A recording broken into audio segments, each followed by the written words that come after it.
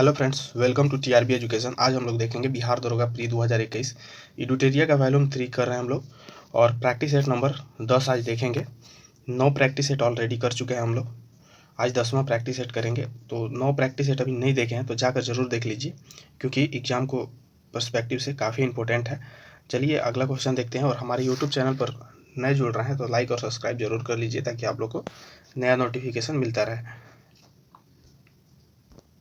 किस बॉलीवुड स्टार को WEF world economic forum के यंग ग्लोबल लीडर की सूची में शामिल किया गया है? दोस्तों, इसका आंसर बी हो जाएगा, दीपिका पादुकोण को। मार्च 2021 में वर्ल्ड इकोनॉमिक फोरम्स के यंग ग्लोबल लीडर की सूची में दीपिका पादुकोण को शामिल किया गया है। चलिए नेक्स्ट क्वेश्चन देखते हैं। वैश्विक विनिर्माण जोखिम सूचकांक 2021 में भारत का स्थान क्या रहा था? दोस्तों, इसका आंसर बी हो जाएगा, दूसरा। वैश्विक निर्माण जोखिम सूचकांक में अमेरिका की कंपनी कुशमैन एंड वैकफील्ड द्वारा जारी किया जाता है। इस सूची में भारत का स्थान दूसरा रहा है। चलिए अगला क्वेश्चन देख लेते हैं, थर्ड नंबर। किस अंतरिक्ष एजेंसी के साथ मिलकर इसरो ने निसार उपग्रह को 2023 तक लॉन्च करने का घोषणा किया है? दोस्तों, इसका आंसर हो जाएगा सी, नासा। निसार उपग्रह को भारत 2023 तक अमेरिका की स्पेस एजेंसी नासा के साथ मिलकर लॉन्च करने की योजना बनाई है। नासा का स्थापना हुआ था 29 जुलाई 1958 में। चलिए नेक्स्ट क्वेश्चन देखते हैं, 4 नंबर। किस राज्य सरकार ने कोरोना से अपने पति को खोने वाला महिला के लिए मिशन वात्सल्य शुरू किया है? दोस्तों, इसका आंसर डी हो जाएगा, महाराष्ट्र। महाराष्ट्र सरकार ने कोरोना से अपने पति को खोने वाली महिलाओं को की सहायता के लिए मिशन वात्सल्य शुरू किया है। और महाराष्ट्र के सीएम है उद्धव ठाकरे और गवर्नर वहां के हैं भगत सिंह कोश्यारी। चलिए अगला क्वेश्चन देखते हैं, 5 नंबर। प्रधानमंत्री नरेंद्र मोदी ने UNGA के किस सत्र में भाग को मदर ऑफ ऑल डेमोक्रेसीज कहा है? दोस्तों, इसका आंसर सी हो जाएगा, 76वां। UNGA मतलब का फुल फॉर्म होता है यूनाइटेड नेशन जनरल असेंबली। प्रधानमंत्री नरेंद्र मोदी ने 25 सितंबर 2021 को संयुक्त राष्ट्र महासभा के 76वें अधिवेशन को संबोधित करते हुए भारत को मदर ऑफ ऑल डेमोक्रेसीज कहा है। चलिए अगला क्वेश्चन देखते हैं, 6 नंबर।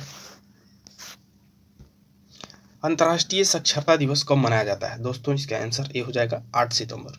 अंतर्राष्ट्रीय साक्षरता दिवस प्रतिवर्ष 8 सितंबर को मनाया जाता है। पहली बार यह दिवस 1966 में मनाया गया था। चलिए अगला क्वेश्चन देख लेते हैं। भारत का पहला बैड बैंक किसे कहा जाता है? दोस्तों, इसका आंसर बी हो जाएगा, NARCL। कर्ज देने के बाद राशि वसूल न कर पाने के कारण बैंकों की स्थिति खराब होती है और बढ़ते NPA की समस्या से निजात दिलाने के लिए सरकार ने बैड बैंक शुरू किया है। भारत का पहला बैड बैंक NARCL है। चलिए अगला क्वेश्चन देख लेते हैं, 8 नंबर। राष्ट्रीय अल्पसंख्यक आयोग के नए अध्यक्ष कौन बने हैं? दोस्तों, इसका आंसर ये हो जाएगा, इकबाल लालपुरा। राष्ट्रीय अल्पसंख्यक आयोग के नए अध्यक्ष पूर्व IPS इकबाल लालपुरा बने हैं। राष्ट्रीय अल्पसंख्यक आयोग की स्थापना 1992 में हुआ था तथा इससे पहले अध्यक्ष मोहम्मद सरदार अली खान थे। चलिए अगला क्वेश्चन देख लेते हैं।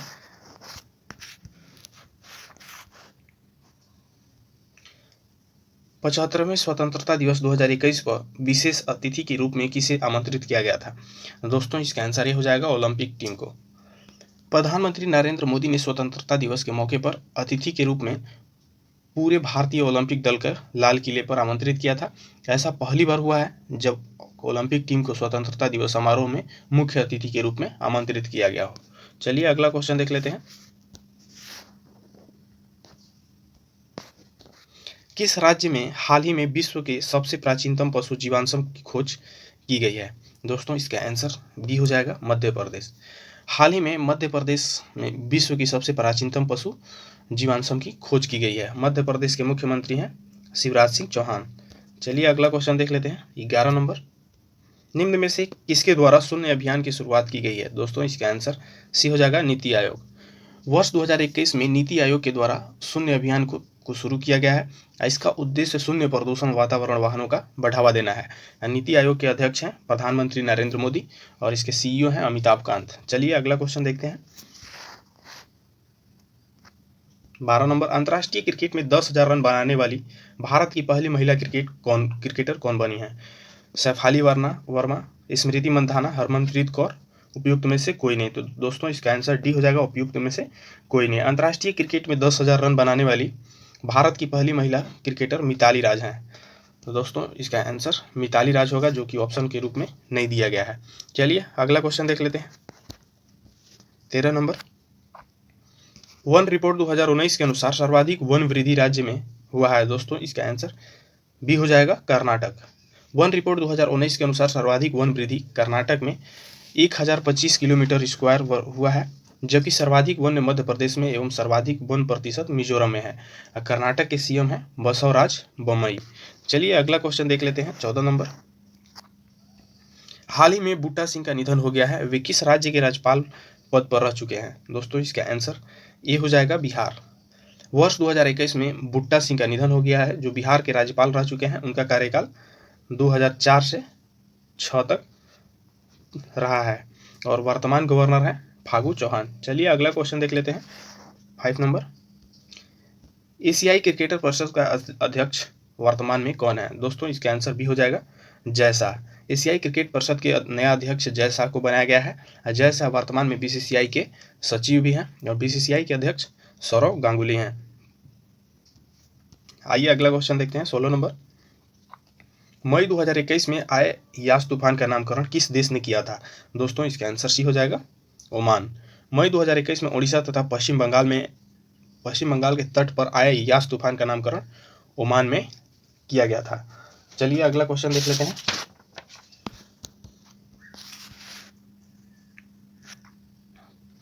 किस राज्य के हाथी मिर्चा को हाल ही में जीआई टैग दिया गया है? दोस्तों इसका आंसर ये हो जाएगा, मणिपुर।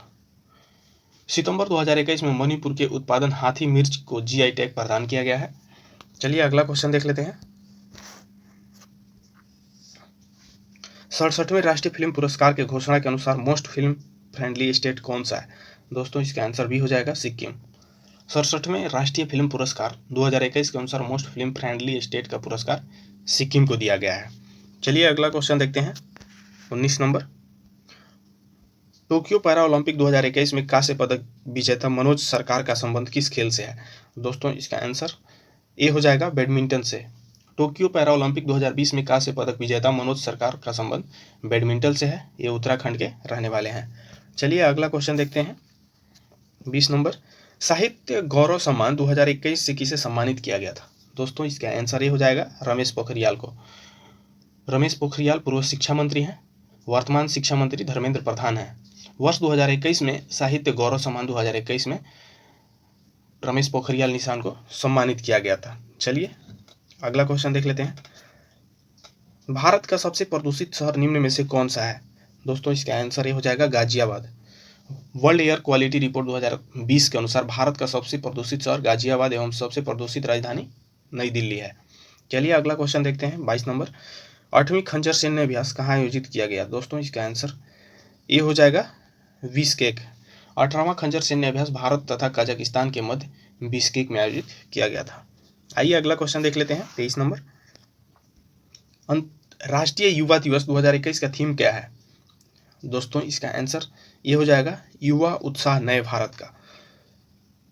राष्ट्रीय युवा दिवस 12 जनवरी को मनाया जाता है और 2021 में इसका थीम युवा उत्साह नए भारत है। चलिए अगला क्वेश्चन देख लेते हैं। 24 नंबर, विश्व निवेश रिपोर्ट 2021 में भारत का स्थान क्या रहा है? दोस्तों इसका आंसर सी हो जाएगा, 5वां। विश्व निवेश रिपोर्ट 2021 में भारत का स्थान 5वां है। यह रिपोर्ट UNCTAD द्वारा जारी किया जाता है। चलिए अगला क्वेश्चन देखते हैं। 25 number, in an ideal world पुस्तक के लेखक कौन है? दोस्तों इसका आंसर बी हो जाएगा, कुणाल बसु। वर्ष 2021 में प्रकाशित पुस्तक इन एन आइडियल वर्ल्ड के लेखक कुणाल बसु हैं। चलिए अगला क्वेश्चन देख लेते हैं। 26 नंबर, हमारे वायुमंडल में सर्वाधिक मात्रा में कौन सी गैस पाई जाती है? दोस्तों इसका आंसर डी हो जाएगा, नाइट्रोजन। नाइट्रोजन 78% पाया जाता है, ऑक्सीजन 21%,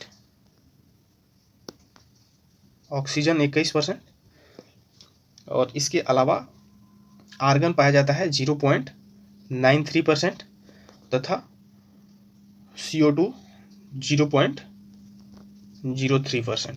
चलिए अगला क्वेश्चन देख लेते हैं 27 नंबर।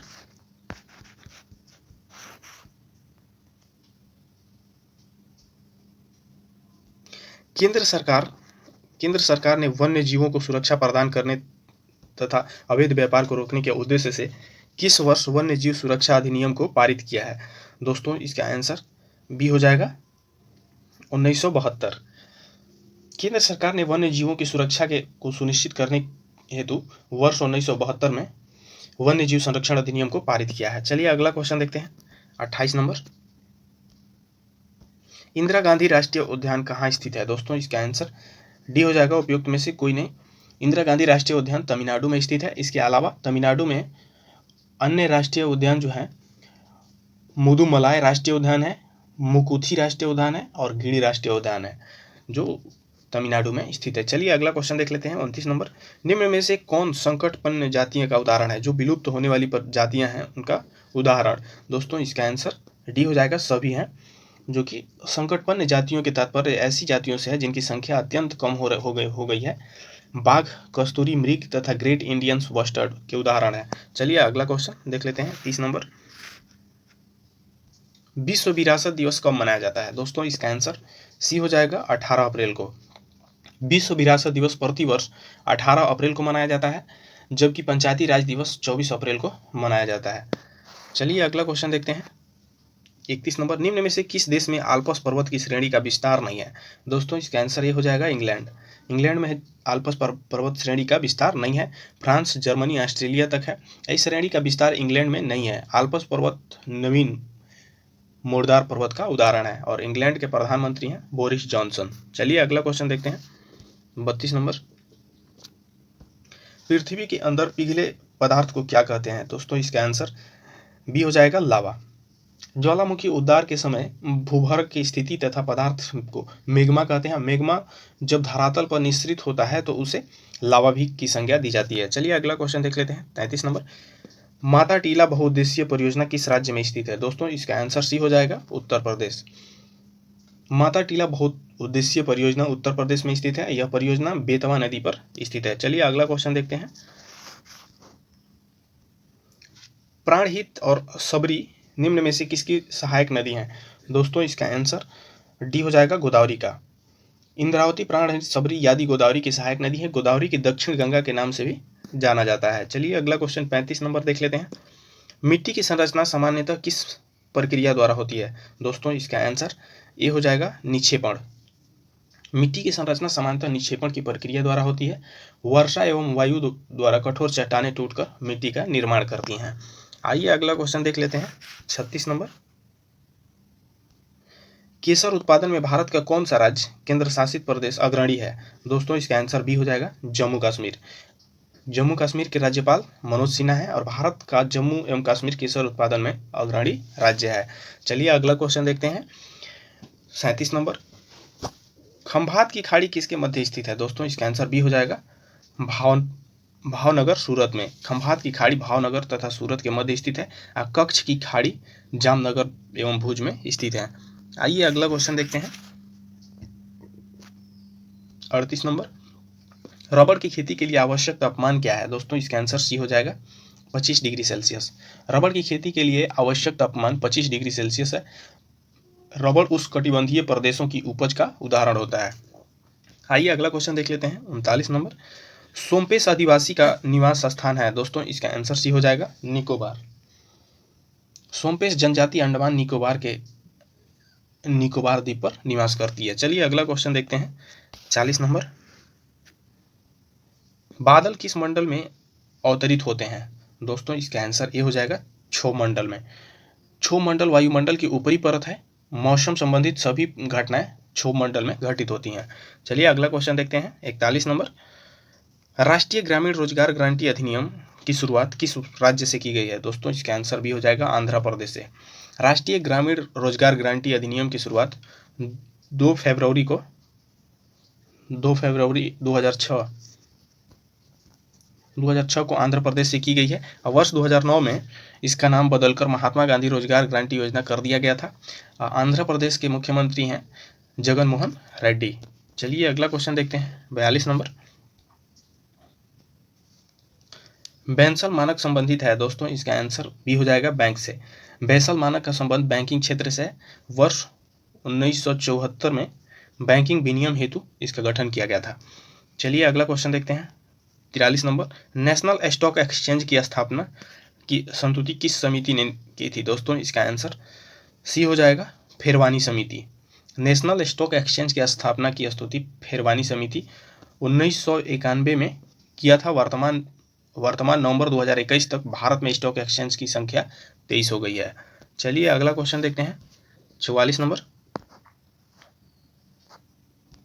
प्रिंसिपल ऑफ इकोनॉमी पुस्तक के लेखक कौन है दोस्तों, इसका आंसर बी हो जाएगा मार्शल। प्रसिद्ध पुस्तक प्रिंसिपल ऑफ इकोनॉमी के लेखक मार्शल हैं। उनकी कुछ लिखे अन्य बुक हैं, हाउ टू पे फॉर वार और wealth of nation Adam Smith लिखे हैं। Foundation of economic analysis Samuelson ने लिखे हैं। आइए अगला क्वेश्चन देखते हैं, 45 नंबर। राष्ट्रीय ग्रामीण विकास संस्था का मुख्यालय कहाँ स्थित है दोस्तों, इसका आंसर डी हो जाएगा हैदराबाद। राष्ट्रीय ग्रामीण विकास संस्था का मुख्यालय हैदराबाद में स्थित है। इसकी स्थापना 1958 में किया गया था। चलिए अगला क्वेश्चन देख लेते हैं, 46 नंबर। दो संख्याओं का अनुपात 10:7 है और उनका अंतर 105 है। इन संख्याओं का योग क्या होगा दोस्तों, इसका आंसर डी हो जाएगा 595। चलिए अगला क्वेश्चन देखते हैं, 47 नंबर। यदि एक घनत्व का संपूर्ण पृष्ठीय क्षेत्रफल 1944 वर्ग मीटर है तो धन का आयतन क्या है दोस्तों, इसका आंसर बी हो जाएगा 5832 मीटर स्क्वायर। चलिए अगला क्वेश्चन देख लेते हैं, 48 नंबर।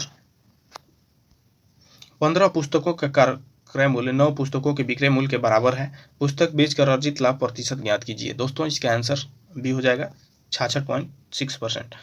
आइए अगला क्वेश्चन देखते हैं,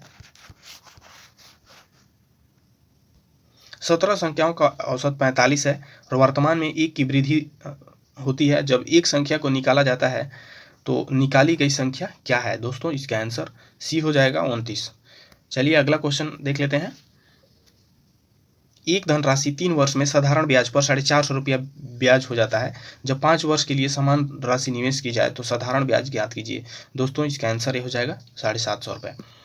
आइए अगला क्वेश्चन देख लेते हैं, 51 नंबर। भारत के कार्यवाहक मुख्य न्यायाधीश की नियुक्ति कौन करता है दोस्तों, इसका आंसर डी हो जाएगा राष्ट्रपति की पूर्व स्वीकृति से भारत के मुख्य न्यायाधीश।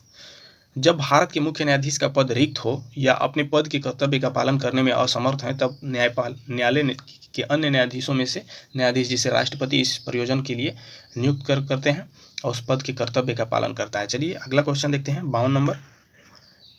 1935 ईस्वी का भारत शासन अधिनियम में कितनी अनुसूचियां थीं दोस्तों, इसका आंसर भारत शासन अधिनियम 1935 अनुच्छेद तथा 321 अनुच्छेद और 10 अनुसूचियां थी, तो इसका आंसर सी हो जाएगा 10। चलिए अगला क्वेश्चन देख लेते हैं, 53 नंबर। कैबिनेट मिशन के प्रस्ताव का गठित अंतरिम मंत्रिमंडल में राजेंद्र प्रसाद को कौन सा विभाग दिया गया था दोस्तों, इसका आंसर यह हो जाएगा खाद्य एवं कृषि। कैबिनेट मिशन के प्रस्ताव पर गठित अंतरिम मंत्रिमंडल का 2 सितंबर 1946 को हुआ। इस मंत्रिमंडल में डॉक्टर राजेंद्र प्रसाद को खाद्य एवं कृषि विभाग दिया गया था, जबकि सरदार वल्लभ भाई पटेल गृह, सूचना एवं प्रसारण विभाग और जॉन मथाई को उद्योग एवं आपूर्ति विभाग दिया गया था। आइए अगला क्वेश्चन देख लेते हैं, 54 नंबर।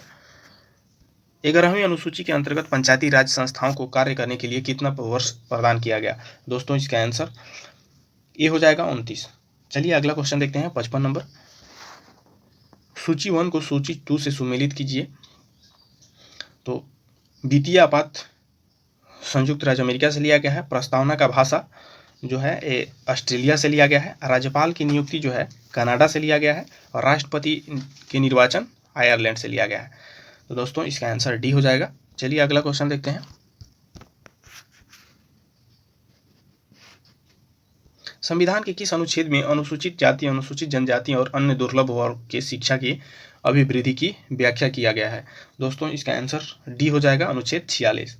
भारतीय संविधान के अनुच्छेद 46 में अनुसूचित जाति तथा अनुसूचित जनजाति के अन्य दुर्बल वर्गों को शिक्षा संबंधित उल्लेख किया गया है। चलिए अगला क्वेश्चन देखते हैं। 57 नंबर, निम्नलिखित में से कौन सा विषय संघ सूची में शामिल नहीं है? दोस्तों इसका आंसर सी हो जाएगा राष्ट्रीय जलमार्ग। संघ सूची में उन विषयों को शामिल किया गया है जो राष्ट्रीय महत्व के हैं तथा जिन पर कानून बनाने का एकमात्र अधिकार केंद्रीय विधायक अर्थात सांसद को हो।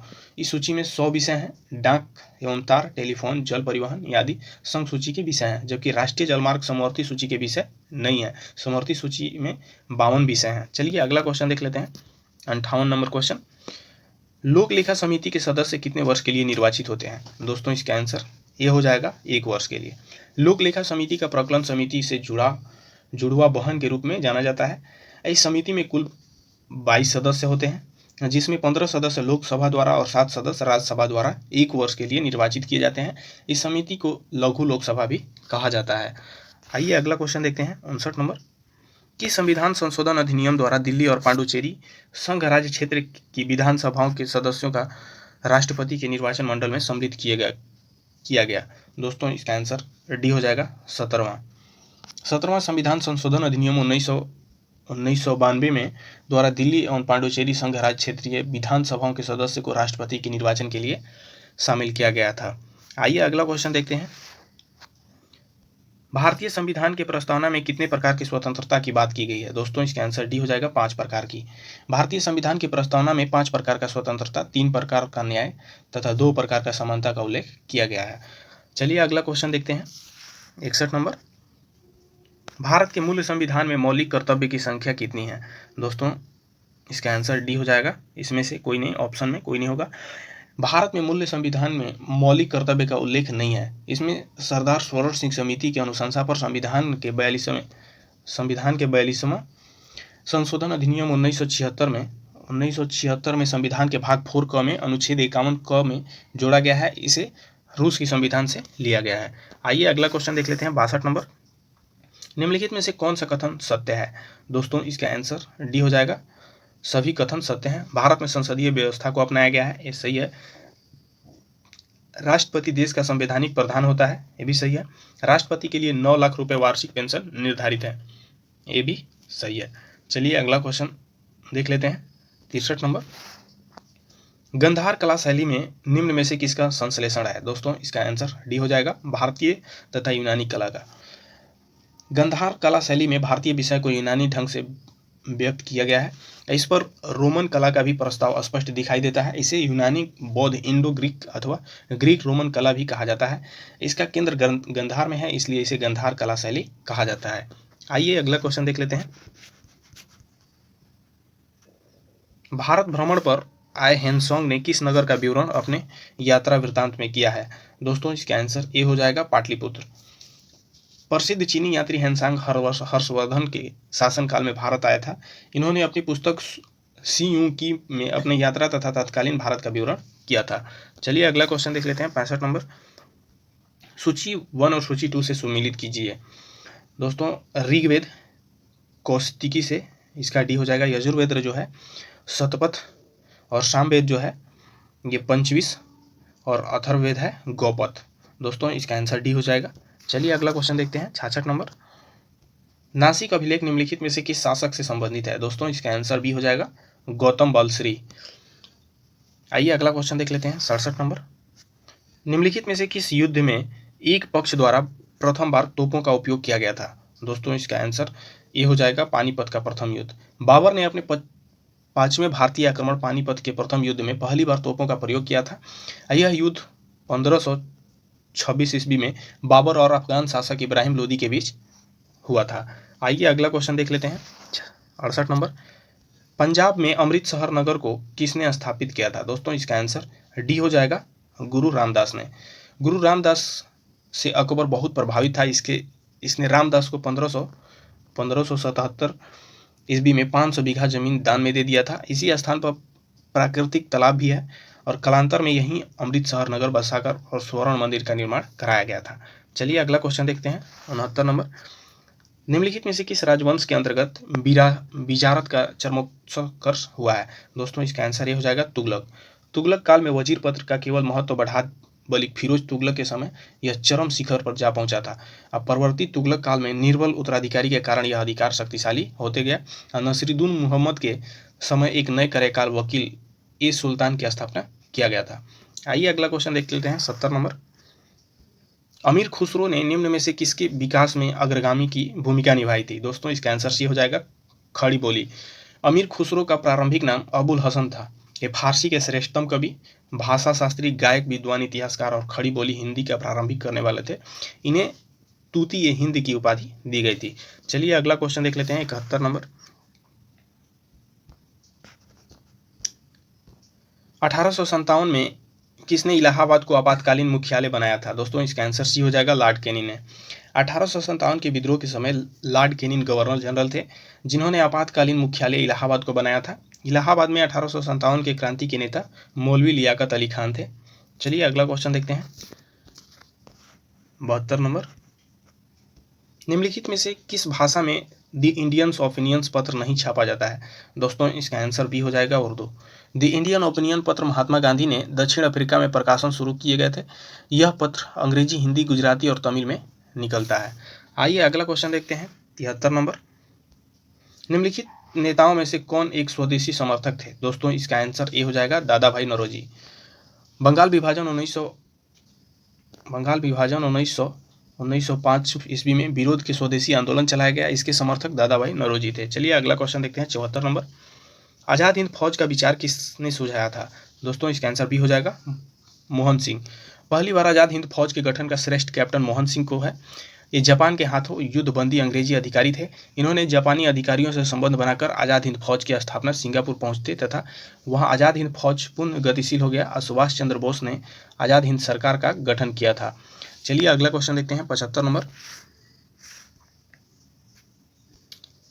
निम्नलिखित आंदोलनों में से किस एक के साथ अरुणा आसफ अली का संबंध भूमिगत कार्यकलापों में महिला संगठनकर्ता के रूप में था?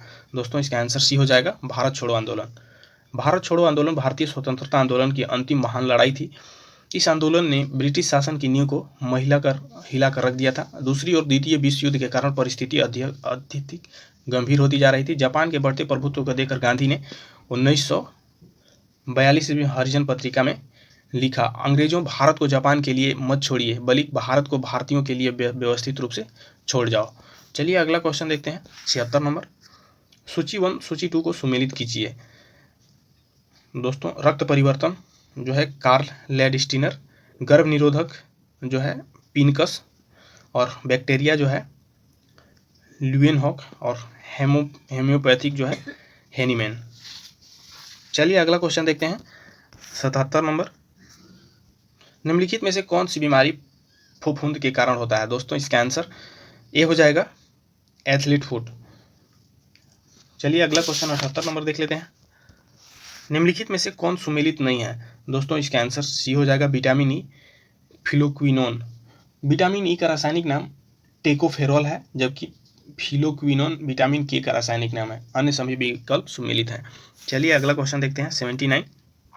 प्रोटीन कितने एमिनो अम्ल से मिलकर बने होते हैं? दोस्तों इसका आंसर डी हो जाएगा 20। प्रोटीन शब्द का प्रयोग सर्वप्रथम जे जर्लियस ने किया था। यह एक जटिल कार्बनिक यौगिक है जो 20 एमिनो अम्ल से मिलकर बना होता है। चलिए अगला क्वेश्चन देखते हैं। विकक की कार्यात्मक इकाई को कहते हैं? दोस्तों इसका आंसर ये हो जाएगा नेफ्रॉन। विकक की कार्यात्मक इकाई को नेफ्रॉन कहते हैं। विकक के 2 भाग होते हैं। इसके बाहरी भाग को कार्टेकस तथा भीतरी भाग को मेडुला कहते हैं। आइए अगला क्वेश्चन देख लेते हैं 81 नंबर।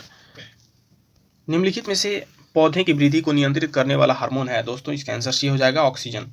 पौधों को वृद्धि को नियंत्रित करने वाला हार्मोन ऑक्सीजन है। इसकी खोज 1880 में डार्विन ने किया था। चलिए अगला क्वेश्चन देखते हैं 82 नंबर। मटर में मार्क्स रोग किस तत्व की कमी के कारण होता है? दोस्तों इसका आंसर भी हो जाएगा मैग्नीज। मटर मार्क्स रोग मैग्नीज की कमी के कारण होता है, जबकि आम तथा बैगन में लिटिल लीफ, धान में खैरा रोग, मक्का में व्हाइट बर्ड रोग, जस्ता की कमी के कारण होता है। चलिए अगला क्वेश्चन देखते हैं 83 नंबर। पुष्पों का अध्ययन क्या कहलाता है? दोस्तों इसका आंसर ए हो जाएगा एंथोलॉजी। पुष्पों का अध्ययन एंथोलॉजी कहा जाता है। अब फूलों का अध्ययन को पोमोलॉजी कहते हैं। मत्स्य पालन का अध्ययन को पीसीकल्चर कहते हैं, जबकि छिपकलियों का अध्ययन को एंथियोलॉजी कहते हैं। आइए अगला क्वेश्चन देख लेते हैं 84 नंबर। गैसीय तत्वों में सबसे भारी तत्व होता है दोस्तों, इसका आंसर ए हो जाएगा रेडॉन। रेडॉन गैसीय तत्वों में सबसे भारी तत्व होता है। आइए अगला क्वेश्चन देखते हैं 85 नंबर। टेलीस्कोप एवं प्रिज्म में कौन सी कांच का प्रयोग किया जाता है दोस्तों, इसका आंसर बी हो जाएगा प्रकाशीय कांच। पोटेशियम कार्बोनेट, रेड लेड तथा सिलिका का संगठन प्रकाशीय कांच का उपयोग टेलीस्कोप, प्रिज्म, चश्मा, सूक्ष्मदर्शी बनाने में किया जाता है। चलिए अगला क्वेश्चन देखते हैं 86 नंबर। सल्फ्यूरिक अम्ल बनाने की संपर्क विधि में उत्प्रेरक के रूप में किसका प्रयोग किया जाता है दोस्तों, इसका आंसर बी हो जाएगा प्लेटिनम चूर्ण का। सल्फ्यूरिक अम्ल बनाने की संपर्क विधि प्रतीक के रूप में प्लेटिनम चूर्ण का प्रयोग किया जाता है, जबकि सीसा कक्ष विधि में नाइट्रोजन की ऑक्साइड का उपयोग किया जाता है। आइए अगला क्वेश्चन देख लेते हैं 87 नंबर। कांसा निम्न में से किस तत्वों का मिश्रण होता है दोस्तों, इसका आंसर बी हो जाएगा कॉपर और कांसा के कॉपर और टीन का मिश्रण होता है। इसका उपयोग शीशा, घंटी एवं बर्तन बनाने में किया जाता है। आइए अगला क्वेश्चन देखते हैं 88 नंबर। मिलेराइट निम्न में से किस तत्व का अयस्क होता है दोस्तों, इसका आंसर ये हो जाएगा निकेल। मिलेनाइट निम्न में निकेल का अयस्क है, जबकि पायरेसोल्यूट मैग्नीज का, अकेसेराइट भी मैग्नीशियम का होता है। चलिए अगला क्वेश्चन देखते हैं 89। मिथाइल ऑरेंज के अम्लीय विलयन का रंग होता है दोस्तों, इसका आंसर डी हो जाएगा गुलाबी। चलिए अगला क्वेश्चन देख लेते हैं 90 नंबर। सूची 1 को सूची 2 से सुमेलित कीजिए। कार्बोरेटर जो है जी डेमलर ने किया था, डायनेमो का माइकल फैराडे, नायलॉन का डॉक्टर वालेस केरायर्स, स्टील का हेनरी बोसेमर। दोस्तों इसका आंसर भी हो जाएगा। चलिए अगला क्वेश्चन देख लेते हैं 91 नंबर। निम्नलिखित में से किस दो राशि का एसआई मात्रक समान है दोस्तों, इसका आंसर भी हो जाएगा कार्य तथा ऊर्जा का। कार्य तथा ऊर्जा का एसआई मात्रक जूल होता है, जबकि शक्ति का एसआई मात्रक वाट होता है। चलिए अगला क्वेश्चन देख लेते हैं 92 नंबर। सर्वाधिक आयनन क्षमता निम्न में से किस किरण की है दोस्तों, इसका आंसर ये हो जाएगा अल्फा किरण। सर्वाधिक आयनन क्षमता अल्फा किरण की होती है। अल्फा किरण के निकलने से परमाणु संख्या में 2 इकाई का द्रव्यमान संख्या में 4 की कमी होती है। चलिए अगला क्वेश्चन देखते हैं 93 नंबर। ताप बढ़ाने पर चालक की चालकता पर क्या प्रभाव पड़ता है दोस्तों, इसका आंसर भी हो जाएगा घटता है। ताप बढ़ाने में अर्धचालक की चालकता बढ़ती है, परंतु चालक की चालकता घटती है। आइए अगला क्वेश्चन देखते हैं 94 नंबर। निम्नलिखित में से किस माध्यम में ध्वनि की चाल सर्वाधिक होती है दोस्तों, इसका आंसर भी हो जाएगा एल्यूमिनियम का। चलिए अगला क्वेश्चन देखते हैं 95 नंबर। निम्नलिखित में से कौन विद्युत चुंबकीय तरंगे नहीं है दोस्तों, इसका आंसर ये हो जाएगा अल्फा किरण। अल्फा किरण विद्युत चुंबकीय नहीं है, जबकि गामा किरण, एक्स किरण, परावैंगनिक किरण, इस दृश्य विवरण, औरक विवरण एवं लघु रेडियो तरंग तथा दीर्घ तरंग विद्युत चुंबकीय तरंग है। आइए अगला क्वेश्चन देखते हैं। राष्ट्रीय डेयरी अनुसंधान संस्था कहाँ है दोस्तों, इसका आंसर सी हो जाएगा करनाल में। राष्ट्रीय डेयरी अनुसंधान संस्था करनाल में है, जबकि भारतीय कृषि अनुसंधान संस्था नई दिल्ली में है। आइए अगला क्वेश्चन देखते हैं 97 नंबर। निम्नलिखित में से कौन सुमेलित नहीं है दोस्तों, इसका आंसर इसका डी हो जाएगा, सभी सुमेलित हैं। भारतीय नाटक अकादमी 1953 ईस्वी, ललित कला अकादमी 1954, भारतीय पुरातत्व सर्वेक्षण 1861। चलिए अगला क्वेश्चन देखते हैं 98 नंबर। समता स्थल निम्न में से किसकी समाधि स्थल है दोस्तों, इसका आंसर सी हो जाएगा जगजीवन राम। जगजीवन राम का समता स्थल हो जाएगा। ज्ञानी जेल सिंह का एकता स्थल, इंदिरा गांधी शक्ति स्थल, अटल बिहारी वाजपेयी सदैव अटल। चलिए अगला क्वेश्चन देखते हैं 99 नंबर। अंतर्राष्ट्रीय मानवाधिकार दिवस की तिथि को मनाया जाता है दोस्तों, इसका आंसर बी हो जाएगा 10 दिसंबर को। अंतर्राष्ट्रीय मानवाधिकार दिवस 10 दिसंबर को मनाया जाता है, जबकि सशस्त्र बल झंडा दिवस 7 सितंबर को मनाया जाता है, और विश्व चाय दिवस 15 दिसंबर को मनाया जाता है। राष्ट्रीय उपभोक्ता दिवस 24 दिसंबर को मनाया जाता है।